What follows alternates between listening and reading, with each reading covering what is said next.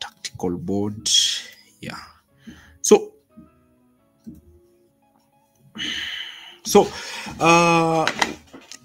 how Chelsea actually played in this game is that we saw that they were quite not aggressive during build up. So what we will see is that during build up we will see both Thiago Silva and Disasi will be dropping alongside Petrovic, and Petrovic will push forward with the ball. So what this will prompt is that we started to see Gusto and Colwill who are pushing forward and trying to hug the touchline. And also another key thing that we saw is that Palmer was coming in. He was actually playing around this position, and Sterling was playing tucked in this kind of position. So what we started to see is that Broja was actually playing more of an inside forward. He was playing more of an inside forward down the right more than a striker. So Wolves actually were not quite aggressive in their press. They will just push their front three to try to be having their two wingers pushing on Thiago Silva and Disasi while using their midfield in these kinds of areas.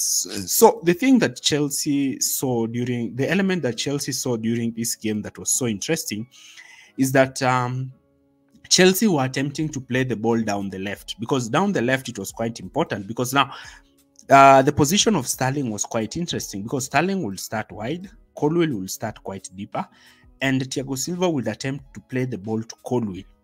And the main aim was to get Sterling to receive the ball in this position and have a 1v1 against Semedo, because Sterling is quite great. He's better than Semedo in that position.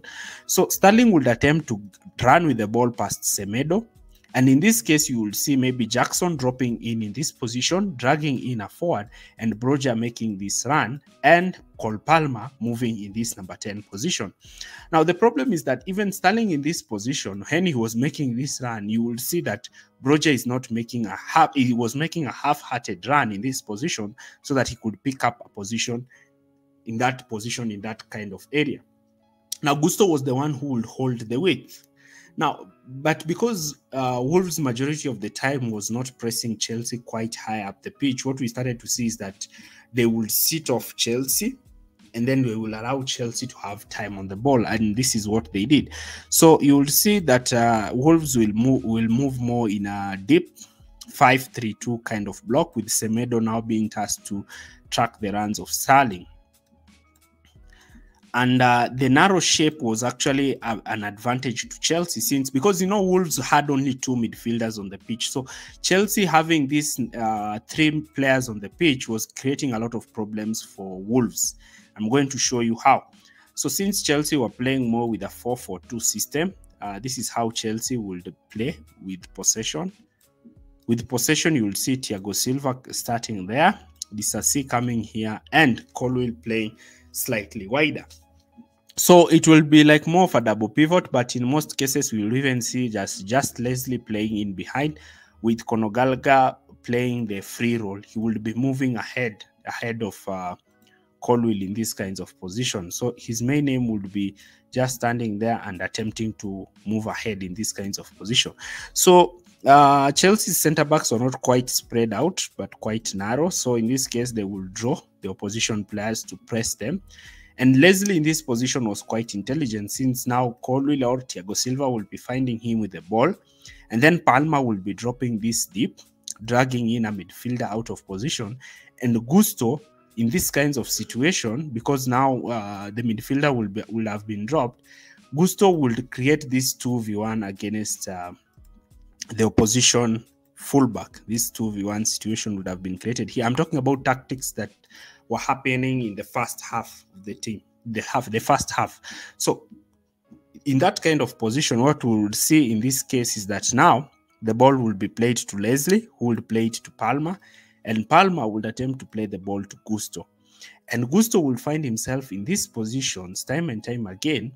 And sometimes, even if Gusto would have been tracked with the wing back and Palmer would have been tracked with the centre back, what we started to see is that especially Disasi will be playing these balls to the runs of Broja. But you see, Broja in this position will just half himself up and miss chances and do all manner of things. So it was quite chaotic in this case. Also, in some instances during the first half, also we started to see now Jackson dropping that deep in this position, being tracked, and he will receive the ball sometimes in space and attempt to run. But Jackson was also quite poor. He will lose the ball. Wolves will win the ball off him and immediately attempt to play the ball to Semedo, who will now be attempting to make these runs. So that's just a brief tactical analysis of the game. So that's my take of this game. And this is the first live stream I've done. I've not seen it perform quite well, but hopefully I will be able to do more. So thanks for watching, and I think I'm going to end the live stream now.